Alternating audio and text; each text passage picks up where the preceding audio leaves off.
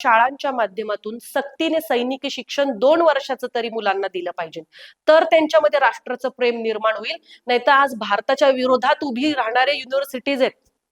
आपला शारीरिक आणि बौद्धिक विकास होतोय, पण मनाच्या विकासाचं काय, आत्मबलाचं काय, काय वाटतंय याचं कुणालाच काही पडलेलं नाहीये. की जी माता व्यभिचारिणी असते तिची मुलं विकृत जन्माला येतात. आणि आज जी समाजात आपण विकृती पाहतोय ना, ती कशामुळे? तर हे बीज अशुद्ध आहेत. अशिक्षित माणसापेक्षा आहे ना, जास्त एज्युकेटेड झालेला माणूस हा मोठ्या प्रमाणात भ्रष्टाचार करताना आज पाहायला मिळतोय. लहान लहान मुलं आई वडिलांवरती हात उगारतात.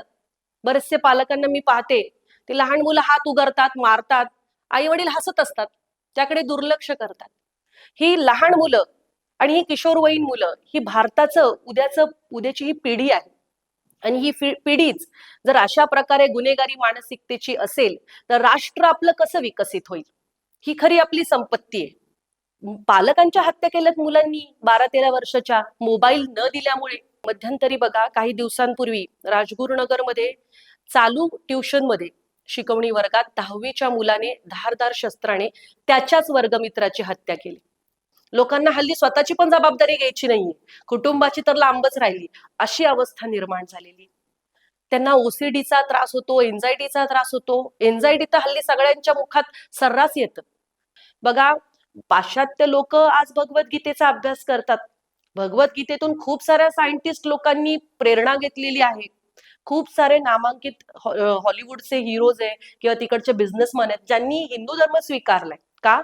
तर मनशांतीसाठी आज लोक भारताला जगाची आध्यात्मिक राजधानी म्हणून पाहतात. तसं आपल्याकडची लोक काय करतात, तर आपल्याला हे बुरसटलेलं वाटतं. का? तर त्याचं महत्व जे आहे तर ते शिकवणारे, आपल्यावरती राज्य करणारे जे होते त्यांनी चुकीच्या पद्धतीने नॅरेटिव्ह सेट केला.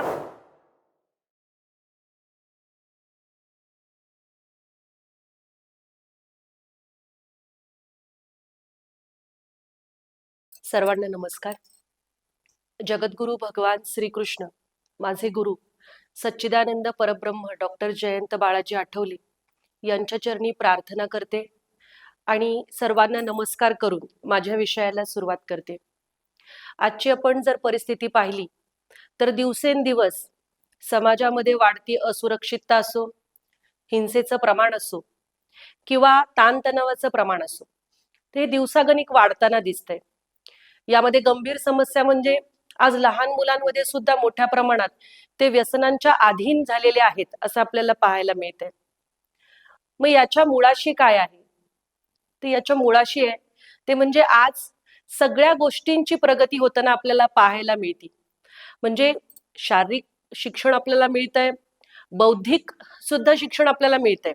आपला शारीरिक आणि बौद्धिक विकास होतोय, पण मनाच्या विकासाचं काय, आत्मबलाचं काय, काय वाटतंय याचं कुणालाच काही पडलेलं नाहीये. म्हणजेच आज कुठेतरी मनाच्या विकासाचा विचार हा कमी केला जातोय आणि त्याचाच परिणाम काय झालाय, तर आज कितीही म्हणजे असंख्य आज मोठ्या प्रमाणात पगार वाढलेला आहे, लोकांना भरपूर पैसा आहे, पण समाधान आहे का?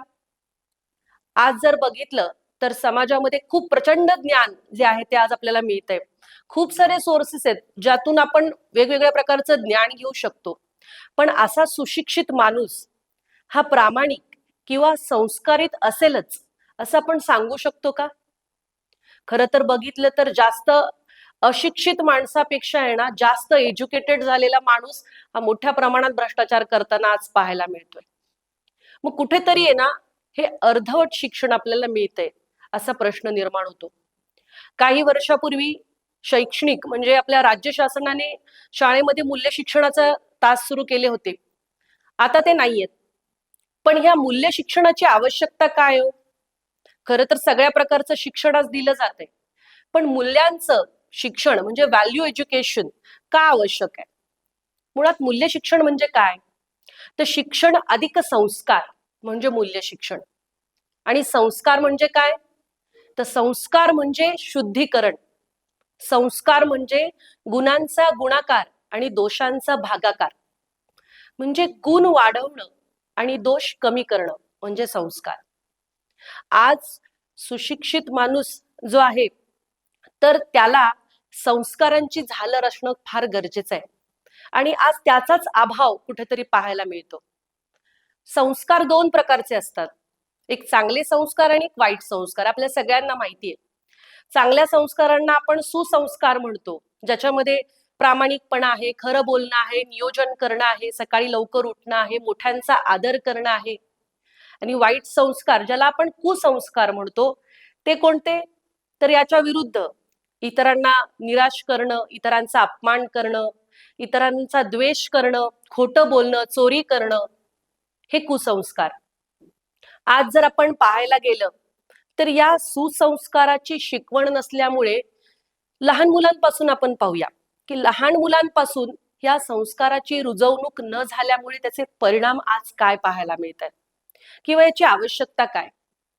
आज जर बघितलं तर मध्यंतरी बघा, काही दिवसांपूर्वी राजगुरुनगरमध्ये चालू ट्युशनमध्ये शिकवणी वर्गात 10वीच्या मुलाने धारदार शस्त्राने त्याच्याच वर्गमित्राची हत्या केली.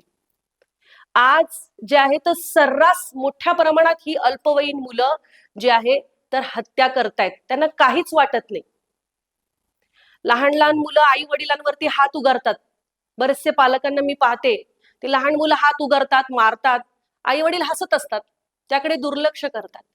पण योग्य वेळी योग्य गोष्ट सांगणं हे फार गरजेचं आहे.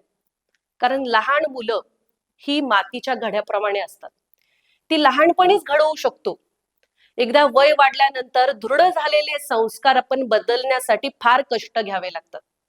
त्यामुळे संस्कार हे बालवयापासूनच दिले पाहिजेत आणि ते सुसंस्कार असले पाहिजेत.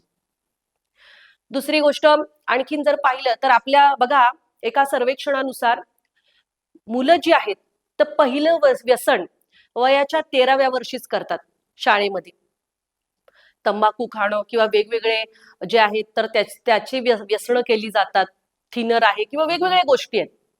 मध्यंतरी कोयत्या गँगचा पण वावर खूप वाढला होता. गांजा पिणाऱ्या लहान मुलांचं प्रमाण वाढलं होतं. ही सगळी किशोरवयीन मुलं आहेत. मी वेगळं सांगायला नको, वर्तमानपत्रातून सगळ्या गोष्टी आपण वाचतो. ही ह्या मुलांची वय काय आहेत, तर वय वर्षे 14 ते 21 या गटातलीच मुलं जास्त गुन्हेगारीचं आकर्षण त्यांना झालेलं आहे.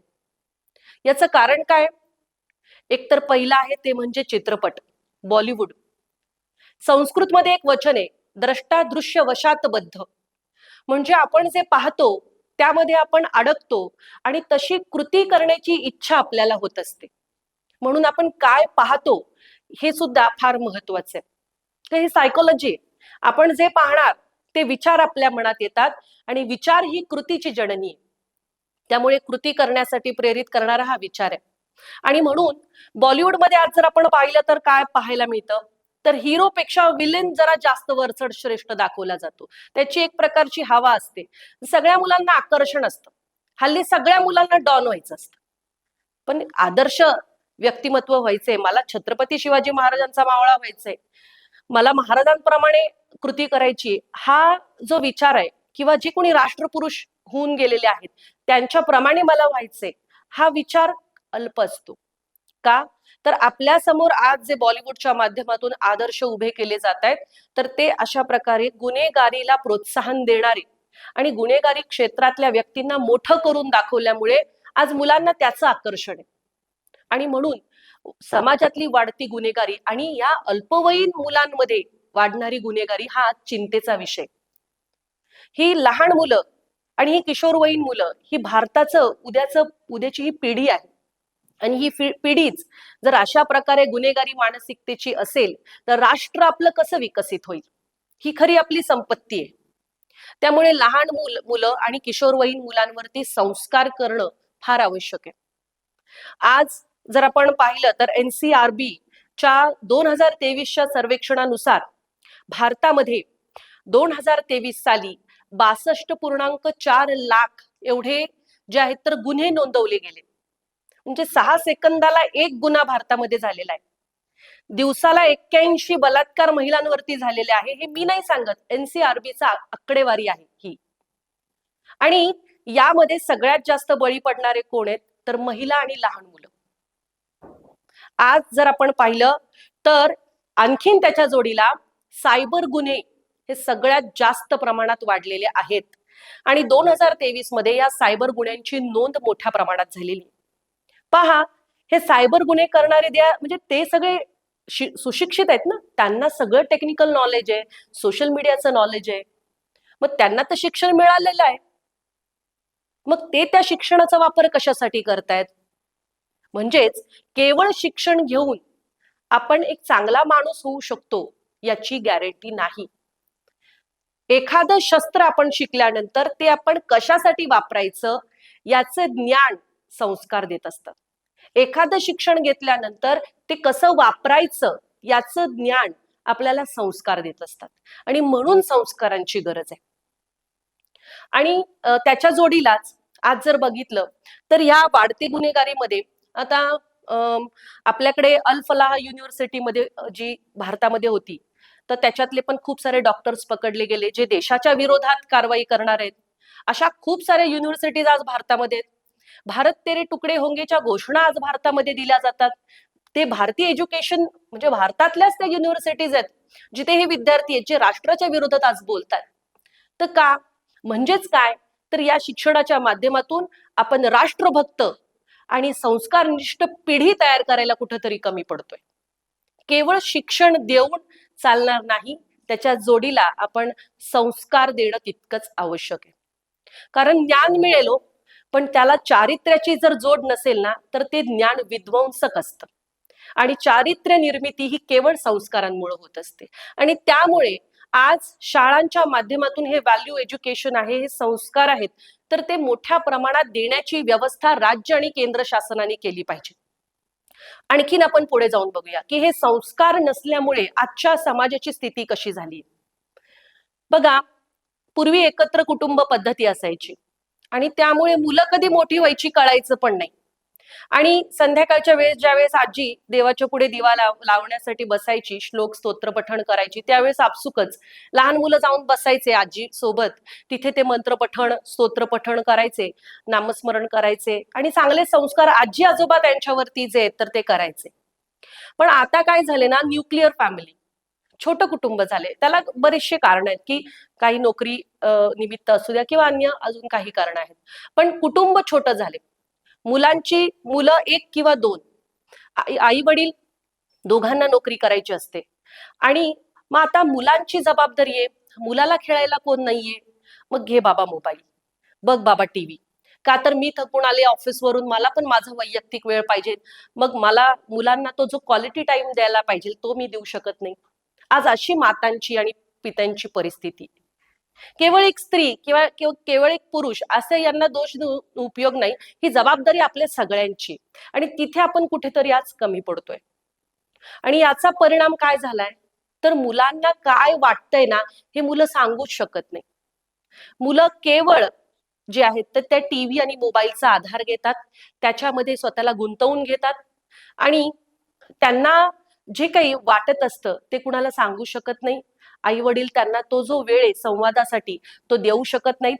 आणि मग केवळ त्या मुलाच्या डोक्यामध्ये प्रचंड ज्ञान फक्त घालायचं, पण त्याच्यातून आउटपुट काय मिळतंय याचा विचार करण्यासाठी पालकांना आज वेळ नाही. आणि मग बघा, आपण आपल्या लहान मुलांना कोणी अनोळखी व्यक्तीच्या हातात सुद्धा देत नाही. आणि ओळखीच्या पण व्यक्तीच्या हातात देण्यासाठी आपण 1000 वेळा विचार करतो की मी सोडू की नको सोडू. पण त्या अनोळखी मोबाईलच्या ताब्यात आपण मुलाला 2-2 तास सोडून देतो, टीव्हीच्या सानिध्यात सोडून देतो. मग तिथे कोण येतं, कोण त्यांना काय शिकवतं, ते कसल्या गोष्टी पाहतात, त्यांच्यावरती काय परिणाम होत आहेत याचा काहीच आपण विचार करत नाही. आणि याचे गंभीर परिणाम आज पाहायला मिळतात. खूप साऱ्या मुलांना या मोबाईलचं व्यसन लागले. आपण बघतो व्हिडिओज, पालकांच्या हत्या केल्यात मुलांनी 12-13 वर्षाच्या मोबाईल न दिल्यामुळे. म्हणजे आपण ज्या मुलांसाठी पूर्ण आपलं स्ट्रगल चालू आहे, आपण पैसा कमवतोय आणि त्या मुलांना आपण सगळं देतोय, पण त्यांना संस्कारासाठी तो भावनिक आधार, तो मानसिक आधार आपण देत नाही. आणि ह्याच जे प्रमाण आहे ना ते खूप वाढले.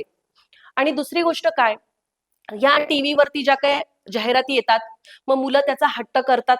घरातलं त्यांना खायचं नसतं, सगळं जाहिराती पाहून, जसं मगाशी आपण पाहिलं की द्रष्टादृश्य वशात बद्ध, जे आपण पाहतो त्यात आपण अडकतो आणि अशी ही मुलं हट्टी बनतात, आक्रमक बनतात. हल्ली पालकांच्या समोर आहे ना, ही एक खूप मोठी समस्या आहे की हायपर ऍक्टिव्हनेस. मुलं इतकी ऍक्टिव्ह असतात की त्यांना आपल्यालाच कळत नाही की कसं त्यांना सांभाळायचं, किंवा खूप अग्रेसिव्ह. हे कशामुळे झालंय ना, एकतर आपली जी भारतीय खाद्य संस्कृती आहे ती सोडून आपण सगळी पाश्चात्य खाद्य संस्कृतीचा अंगीकार केलाय. आणि दुसरी गोष्ट, आपण त्यांना नामस्मरण आणि अध्यात्म, ज्यामुळे आपले अल्फा वेव्स वाढतात, जे सायंटिफिकरित्या प्रूव्ह झालेलं आहे, किंवा आपले जे न्यूरॉन्स आहेत ते मजबूत करतात, त्या गोष्टींपासून मुलांना लांब ठेवलेलं आहे.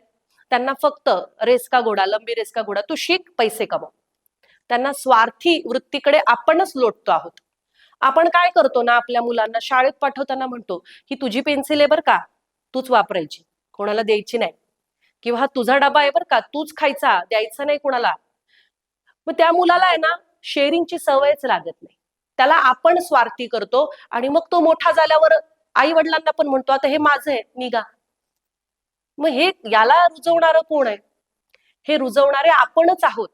कारण बालवयापासून त्यांना त्यागाचे संस्कार, शेअरिंगचे संस्कार, त्यांना सगळ्यांना, कारण भूल एकटंच आहे, खेळायला कोणी नाही, मग आपला एकटाच राहा, घे मोबाईल, इलेक्ट्रॉनिक गॅजेटचा आधार घे. मग त्याला समाजाभिमुख आपण सामाजिक कधी करणार मुलांना? त्यांना सबाधीटपणा, समाजामध्ये जाऊन बोलणं, हे कधी शिकणार मुलं? मग हे खूप मोठे प्रश्न आज आपल्या पुढे आहेत. आणि याचा एक परिणाम काय झालेला आहे ना, तर बघा, चालू मीटिंग मध्ये जे आहे, तर हल्ली आयटी क्षेत्रामध्ये खूप प्रचंड प्रमाणामध्ये पगार आहेत मुलांना, पण आपण मध्यंतरी पाहिलं की यांना स्ट्रेस पण खूप मोठ्या प्रमाणात आहे. चालू कामांमध्ये मुलं आत्महत्या करतात. 10 वर्षापूर्वी ओसीडी, एन्झायटी किंवा आणखीन तणाव, हे काहीच माहित नव्हतं लोकांना. आणि आता म्हणजे 10वी पर्यंत सुद्धा आपल्याला डोकेदुखी माहित नव्हती, आणि हल्ली 3री-4थीच्या मुलांना टेन्शन येतं. म्हणजे कुठे गेलाय ना समाज? हे मोठ्यांचे आजार आज या 3री-4थीच्या मुलांना होत आहेत. त्यांना ओसीडीचा त्रास होतो, एन्झायटीचा त्रास होतो. एन्झायटी तर हल्ली सगळ्यांच्या मुखात सर्रास येतं. म्हणजे हे कशामुळे ना, तर शारीरिक आपण सक्षमता वाढवतोय, बौद्धिक सक्षमता वाढवतोय, पण मानसिक सक्षमतेचं काय? मनाचा कोणच विचार करत नाही. आणि म्हणून आज संस्कार हे जे आहेत तर ते रुजवले पाहिजेत. दुसरी गोष्ट आणखीन काय, तर बघा, संध्याकाळचा वेळ जसं मगाशी आपण पाहिलं की आजी जी आहे तर ती अशा प्रकारे वेळ द्यायची मुलांना. पण आज आजी आजोबा पण म्हणजे असतील, ज्या घरात आहेत तर तिथले आजी आजोबा पण संध्याकाळी 7 वाजता टीव्हीच्या समोर बसलेले दिसतात आणि ते सिरियल्स पाहत बसलेले असतात. ज्या सगळ्या मोस्टली सगळ्या सिरियलमध्ये काय असतं? दुःख आणि षडयंत्र, दुःख आणि षडयंत्र. आणि त्या हिरोईनीच्या वाट्याचा त्रास सुद्धा आपलेच घरातले घेत असतात. अशी परिस्थिती आहे. म्हणजे काय संस्कार देणार ना आपण? काय वेळ मुलांना, कसा आपण वेळ देणार? आणि आपण मग म्हणतो की मुलं ऐकत नाही. कशी ऐकतील? कारण मुलं ही अनुकरण प्रिय असतात. आपण त्यांच्या समोर इतरांचा आदर करा याच्यावरती तासभर जरी भाषण केलं तरी मुलं ऐकणार नाहीत.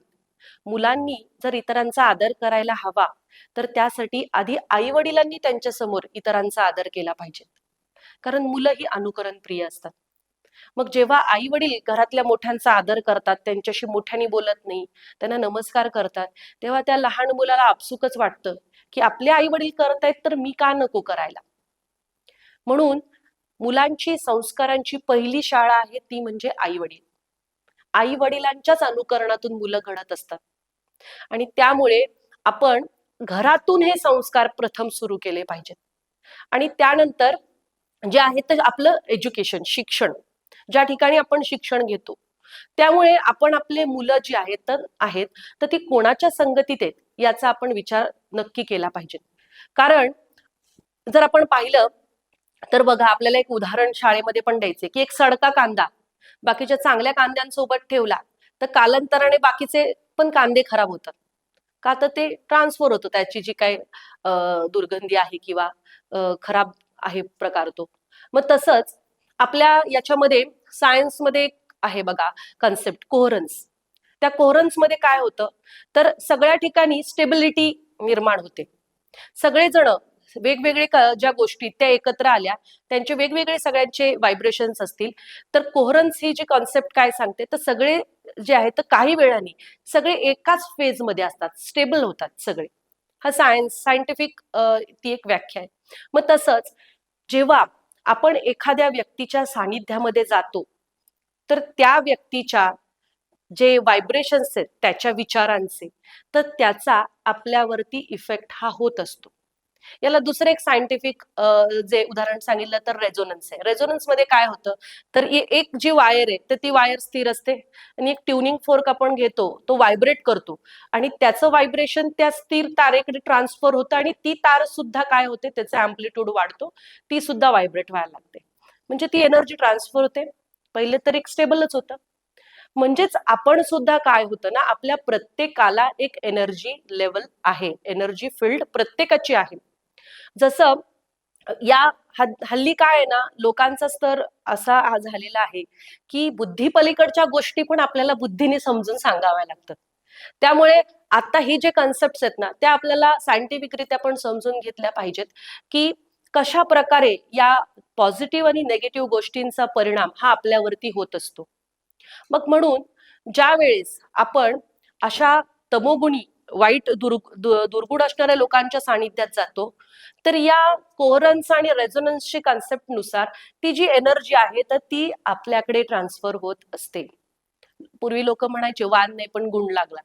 तसंच आहे, आपण ज्याच्या संगतीत राहतो ना, त्याचे गुण आपसुकच आपल्याकडे येत असतात. त्यामुळे आपण नेहमी चांगल्या गोष्टींचं वाचन, चांगल्या जे आचरण सातत्याने जे आहे तर आपला नियोजन करणं, गोल सेट करणं फार आवश्यक आहे. कारण आपण मुबलक जे आहे तर आपण मर्यादित आयुष्य घेऊन आलेलो आहोत. आपण काय 70-80 वर्षाचं आयुष्य घेऊन आलोय, त्यातले 30-40 वर्ष गेले, आता राहिले किती? ह्या उरलेल्या आयुष्यामध्ये आपल्याला आपलं जीवन हे आदर्श आणि आनंदी करायचंय, आणि त्यासाठी संस्कारांची आवश्यकता आहे. मग आपण मगाचपासून जे पाहतोय की संस्कार म्हणजे काय, संस्कार म्हणजे काय, ते करायला पाहिजे, म्हणजे नेमकं काय करायला पाहिजे, तर ते आता आपण पाहूया. मगाशी जसं आपण पाहिलं की संस्कार म्हणजे गुणांचा गुणाकार आणि दोषांचा भागाकार.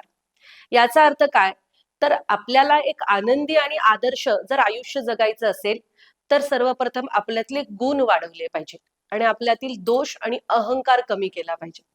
कारण बघा, आज नात्यांमध्ये दुरावा वाढण्याचं कारण काय, तर स्वार्थ आहे.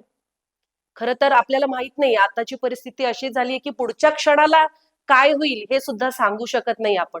पण तरी सुद्धा आपण जे आहे तर ते एवढा राग आणि द्वेष हा ठेवत असतो. खरं तर आपण सगळेजण पाहुणे आहोत या पृथ्वीवरती, पण याचा विसर पडून लोक सगळेजण अमर असल्यासारख्या गोष्टी ज्या आहेत तर ते करत असतात.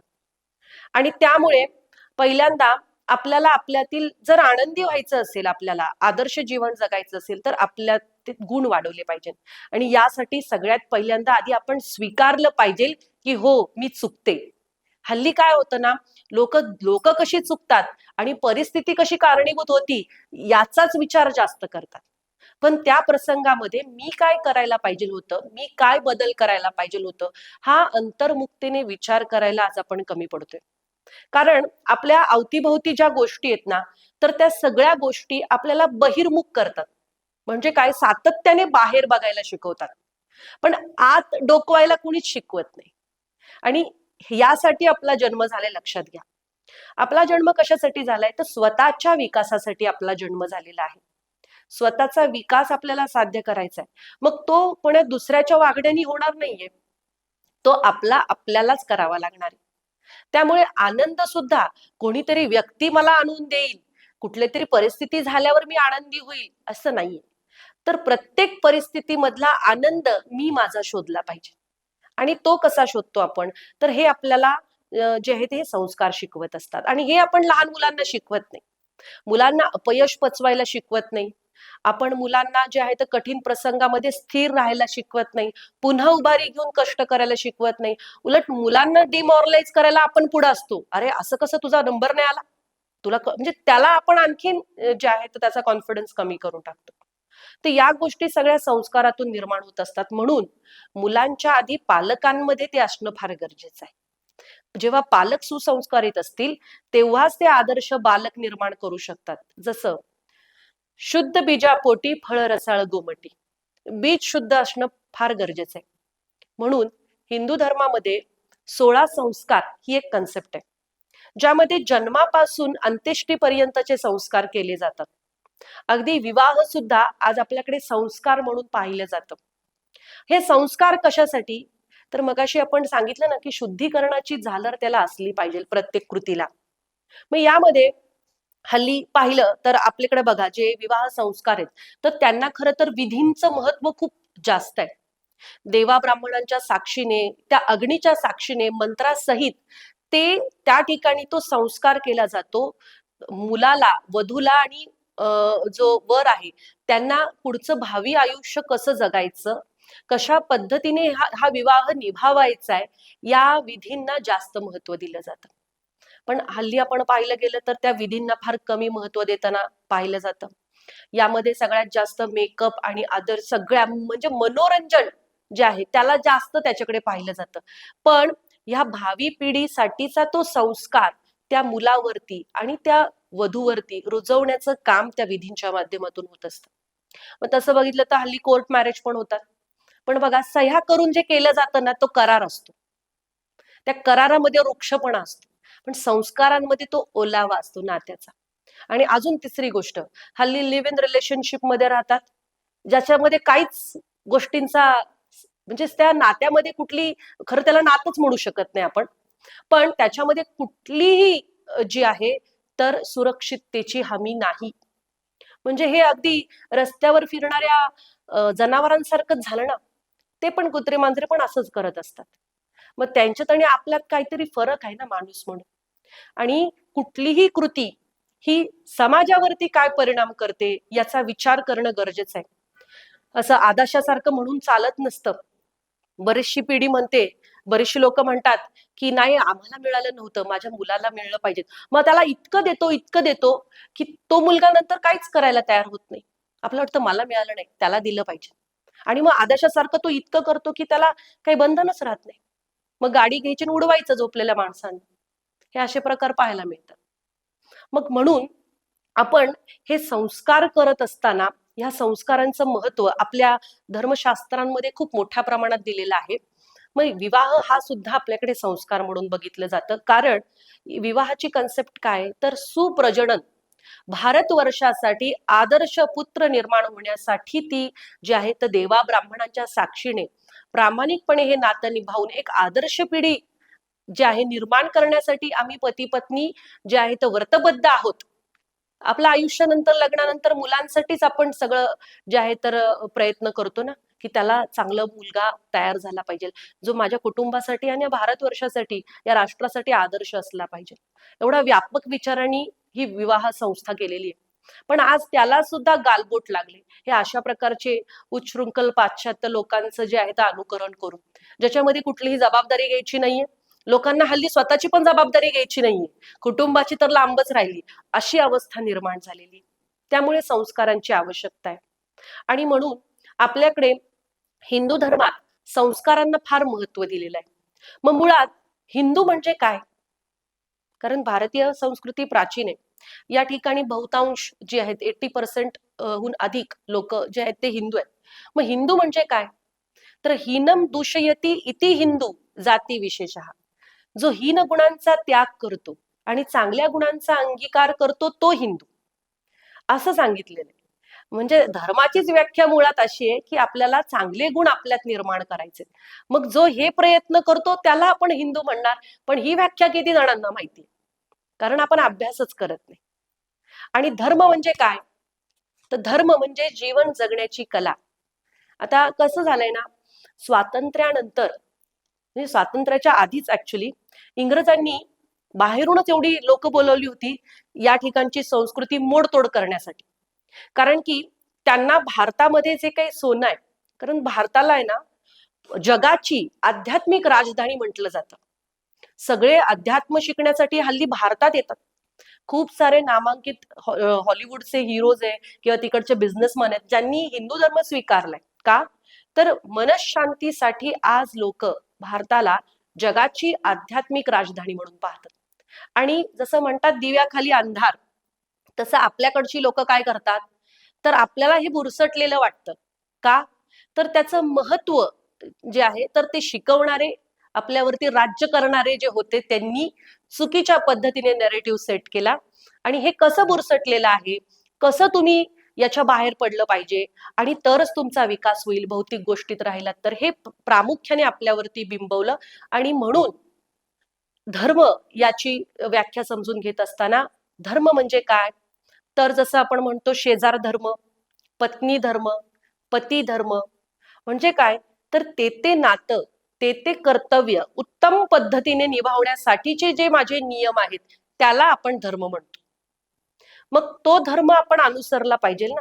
पण आपल्याला शिकवलं काय गेलं, तर हे चुकीचं पद्धत शिकवली गेली, वाद निर्माण करण्यात आले. म्हणून आपण अभ्यास केला पाहिजे आपल्या संस्कृतीचा, की काय आहे आपल्या संस्कृतीमध्ये लिहिलेलं. बघा, पाश्चात्य लोक आज भगवद्गीतेचा अभ्यास करतात. भगवद्गीतेतून खूप साऱ्या सायंटिस्ट लोकांनी प्रेरणा घेतलेली आहे. जेव्हा मोठे मोठे त्यांनी विध्वंसक शस्त्र बनवली, तेव्हा त्या सायंटिस्ट लोकांना जेव्हा रिअलायझेशन झालं की आपण मोठं विध्वंसक शस्त्र बनवलेलं आहे, तर प्रायश्चित्त म्हणून लोकांनी, त्या सायंटिस्ट लोकांनी भगवद्गीतेचा अभ्यास केला आणि आयुष्यभर भगवद्गीता अंगीकारली. अशी कितीतरी उदाहरणं तुम्हाला पाहायला मिळतील. पण आज आपला मूळ धर्म असणाऱ्या भगवद्गीतेचा अभ्यास किती जण करतात? त्यामध्ये जीवनाचं सार सांगितलेलं आहे. प्रत्येक योग हा आपल्याला कशा पद्धतीने आयुष्य जगायचं हे आपल्याला सांगतो. पण आज किती जणांना आपण शिकवतो? मग केवळ आहे ना, धर्म, अर्थ, काम आणि मोक्ष हे जे 4 पुरुषार्थ आहेत आपल्या संस्कृतीमध्ये, त्यामध्ये धर्माचं कुणाला देणं घेणं नाही. त्यामुळे कुणीही कर्तव्याचं अनुसरून कृती करताना दिसत नाही. आणि मोक्षाचं तर काय कुणाला देणं घेणंच नाहीये. फक्त अर्थ आणि काम, कमवा आणि भोगा, कमवा आणि भोगा. आणि म्हणून आज माणूस पशुसारखा झालेला आहे. म्हणजे लोकांमधली संवेदना जी आहे ती बोथट झालीये. रस्त्यावर अपघातून पडलेल्या माणसाला उचलायला कोण तयार नसतं, पण त्याचे रील्स करून कसे माझे व्ह्यूज वाढतील यासाठी पाठवायला ते तयार असतात.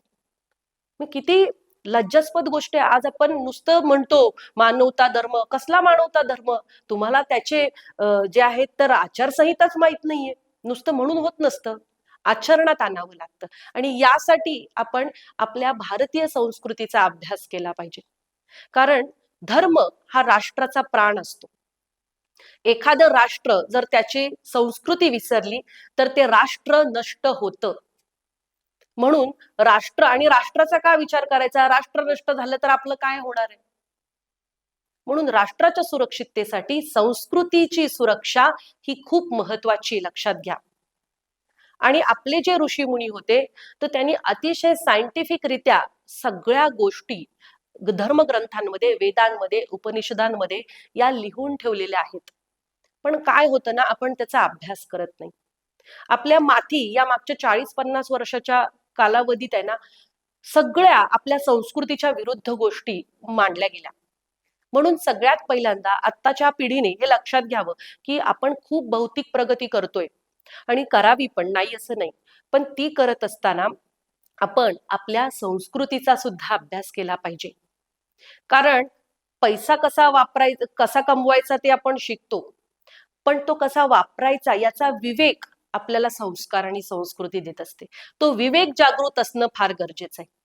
आणि त्यामुळे आपण जर आपल्याला संस्कार आपल्यावरती करायचे असतील, आपल्यावरती, आपल्या मुलांवरती, तर पहिली गोष्ट म्हणजे काय, तर पालकांच्या भूमिकेतून तर त्यांनी पहिल्यांदा आपल्या संस्कृतीचा अभ्यास करावा.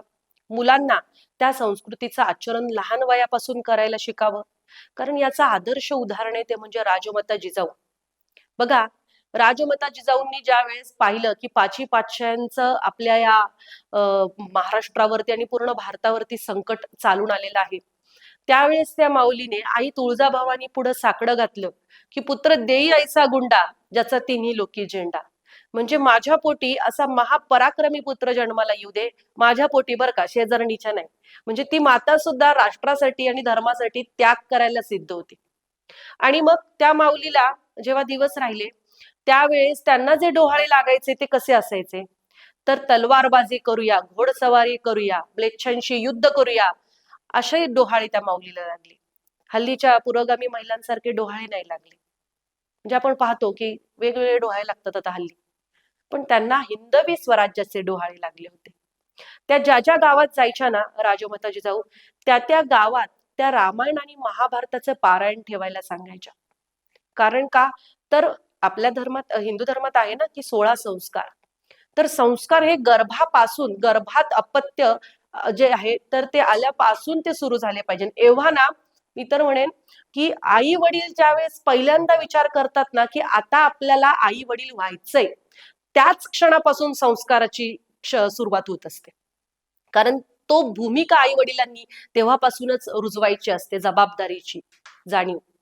त्यामुळे गर्भावरती संस्कार होणं, माझ्या गर्भावरती प्रभू श्रीराम आणि श्रीकृष्णाचे संस्कार झाले पाहिजेत, अशी इच्छा त्या माऊलीला होती. आणि म्हणून त्या ज्या गावात जायच्या त्या गावात त्या पारायण ठेवायला सांगायच्या आणि ऐकायच्या.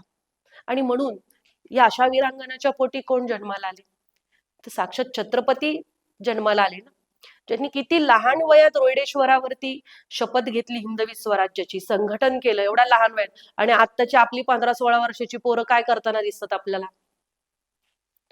तर हे फरक आहे.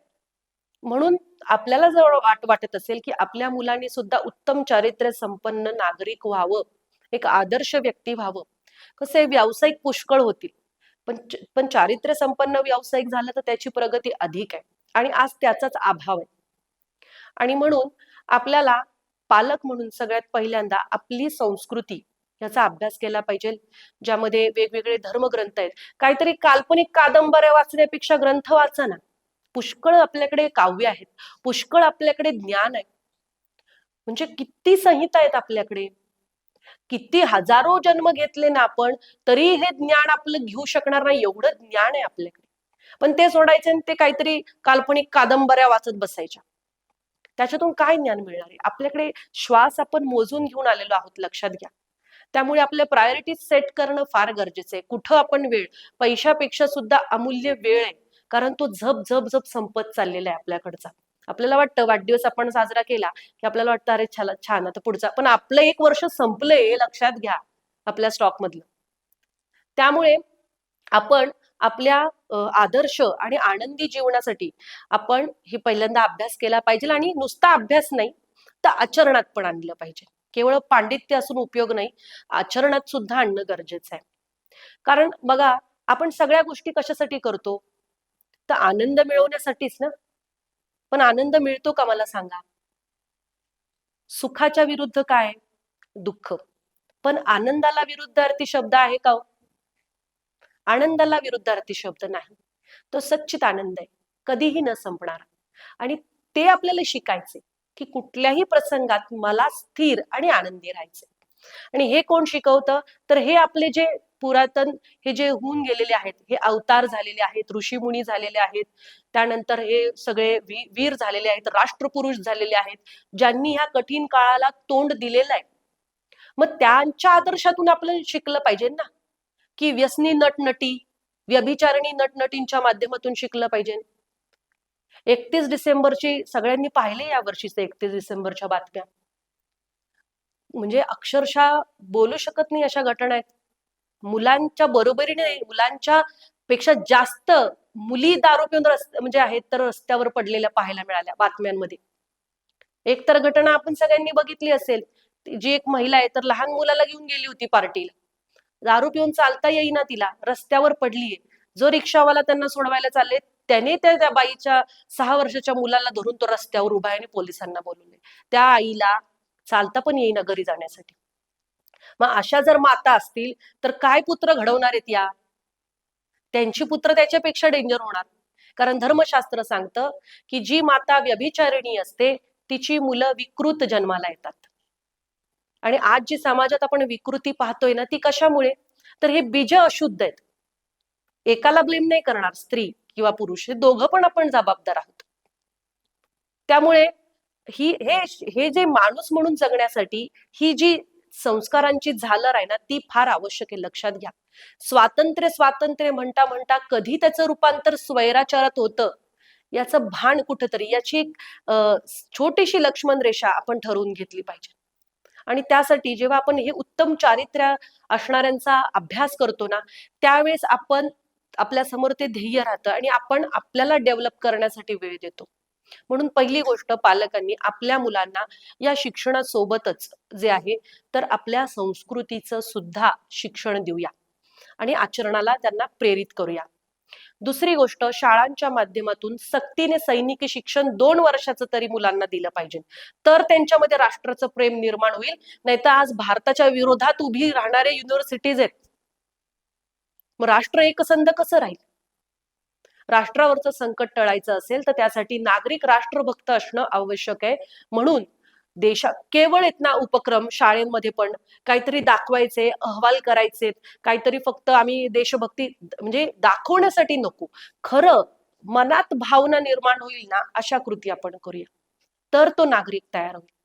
आणि म्हणून आपण सक्तीचं शिक्षण जे आहे 2 वर्षाचं तरी मुलांना दिलं पाहिजे, ज्यामध्ये या राष्ट्रपुरुषांचं शिक्षण दिलं पाहिजे, राष्ट्रासाठी राष्ट्राचं महत्व अंकित केलं पाहिजे, राष्ट्राच्या विरोधात कुठला विद्यार्थी उभा राहणार नाही यासाठी आपण प्रयत्न केले पाहिजे, आपली संस्कृती शिकवली पाहिजे. आणि त्याच्या जोडीला मूल्य शिक्षणाची सुद्धा उत्तम चारित्र्य संपन्न नागरिकच राष्ट्र चारित्र्य संपन्न करू शकतो, लक्षात घ्या. राष्ट्र आदर्श निर्माण होईल पण नागरिक आदर्श पाहिजे ना, नाहीतर हेच बलात्कारी नागरिक भ्रष्टाचारी नागरिक असतील तर राष्ट्र काय आदर्श होणार? आणि आम्ही मग बाता मारणार की आम्हाला असुरक्षित वाटतंय, पण त्याला जबाबदार आपण पण आहोत ना. त्यामुळे आपण ह्या 2 गोष्टी पाहिल्या. आणि तिसरी महत्वाची गोष्ट म्हणजे काय, तर आत्मबल असणं आवश्यक आहे. हे आत्मबल आणि मनाचं सामर्थ्य कधी वाढतं? जेव्हा आपण साधना करतो, अध्यात्माला जोडतो.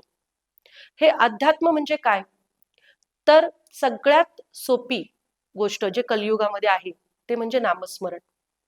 मग हे नामस्मरण कशासाठी करायचं, तर बघा आपल्या मनात दिवसाला किती विचार येत असतील, तर एका सर्वेक्षणानुसार 60,000 ते 80,000 विचार दिवसाला आपल्या मनात येत असतात. आणि याच्यामध्ये 75% विचार कसे असतात, तर नेगेटिव्ह असतात. आपण विचार स्वतःला डिमॉरलाइज करत असतो, हे होऊ शकत नाही, ते होऊ शकत नाही, आता कसं होणार, ह्या विचारात असतो, किंवा भूतकाळातले विचार आणून आपण विचार करत असतो. हे 75% विचार आपल्या मनात हे असतात. म्हणजे केवढी शक्ती मनाची आपण खर्च करतो बघा. आणि सायकोलॉजी काय सांगते की जी गोष्ट आपण एकाग्रतेने करतो तर त्यामध्ये आपल्याला यश मिळतं. फोकस असणं खूप गरजेचं आहे. मग हा जो फोकस्ड पण आहे तर तो कशामुळे वाढणार आहे, तर तो नामस्मरणामुळे वाढणार आहे. आपल्या जे न्यूरॉन्स आहेत ते मजबूत झाले तर आपला फोकस वाढणार आहे. आपल्या मेंदूतील अल्फा वेव्स जेव्हा चांगल्या प्रकारे ऍक्टिव्हेट होतील, म्हणजे ते काय काम करतात, तर मन शांत करतात. मग आपण जेव्हा नामस्मरण करतो तर त्याचा परिणाम काय होतो, तर बघा ही पूर्ण सृष्टी सकारात्मक आणि नकारात्मक या ऊर्जेवरती चालते. मग मग जर आपल्याला एकाग्र व्हायचं असेल तर आपल्यातील पॉझिटिव्हिटी खूप वाढवली पाहिजे. मग ईश्वराचं नाम हे सगळ्यात जास्त पॉझिटिव्ह आहे. जसं बघा आपण एखाद्या मंदिरामध्ये जातो, आपल्या मनात खूप विचार वाढलेले असतात, पण मंदिरात गेल्यानंतर आपलं मन कसं होतं, तर स्थिर होतं, शांत होतं, आपले विचार थांबतात. हे कशामुळे, तर तिथे असणारी ती एनर्जी. मग ही एनर्जी आपल्याला काय करते, आपल्याला माहितीये की energy can neither be created nor be destroy, but it can transfer from one state to another. मग तसं त्या ठिकाणी गेल्यानंतर ती त्या एका अवस्थेतून आपल्याकडे ट्रान्सफर होते आणि मग आपली जी काही स्थिरता आहे आपल्याला ती स्टेबल करते.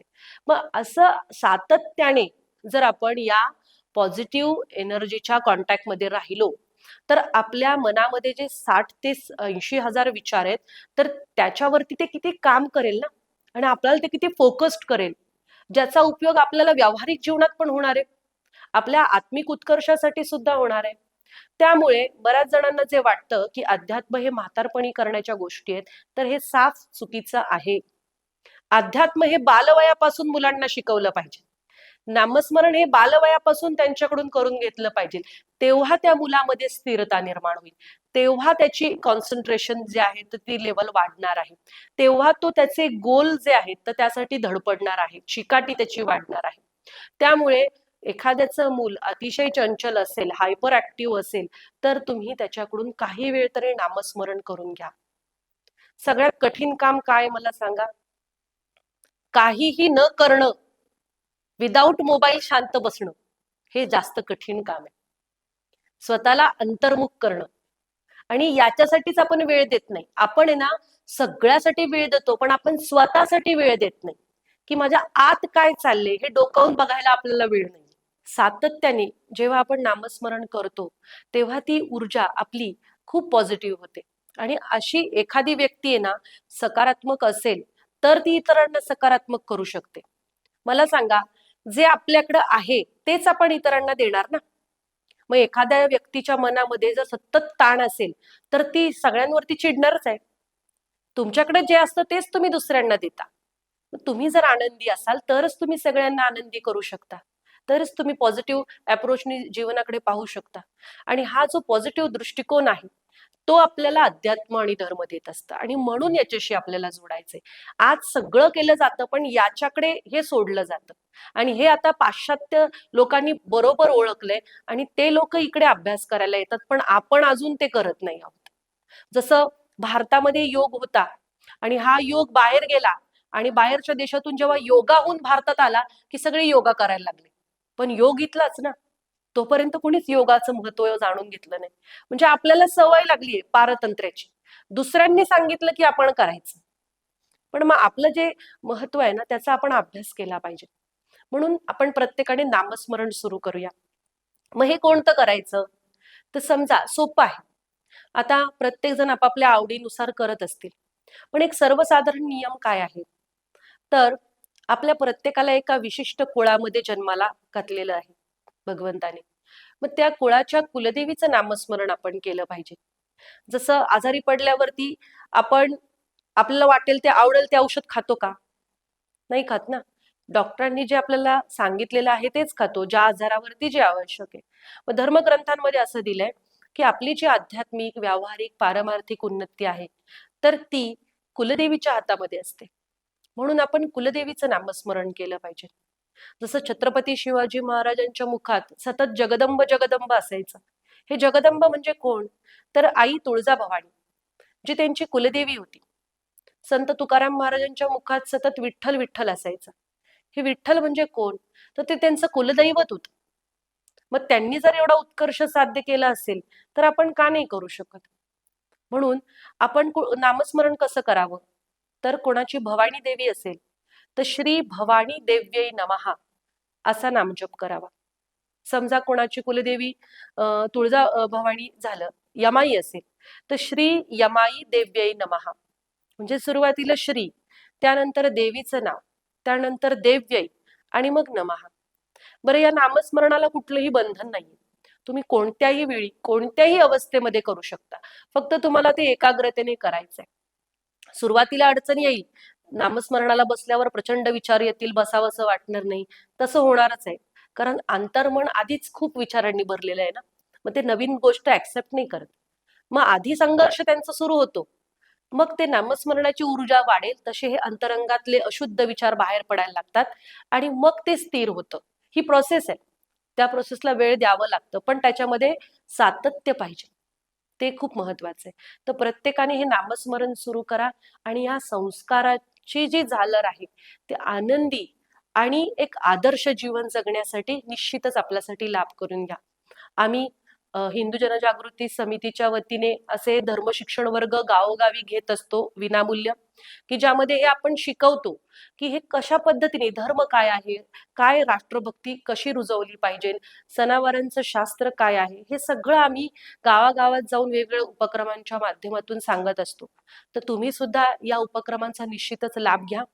आणि रिव्होल्युशन या टीमच्या वतीने सुद्धा खूप चांगल्या प्रकारे वेगवेगळे विषय हे समाजापर्यंत पोहोचवले जात आहेत.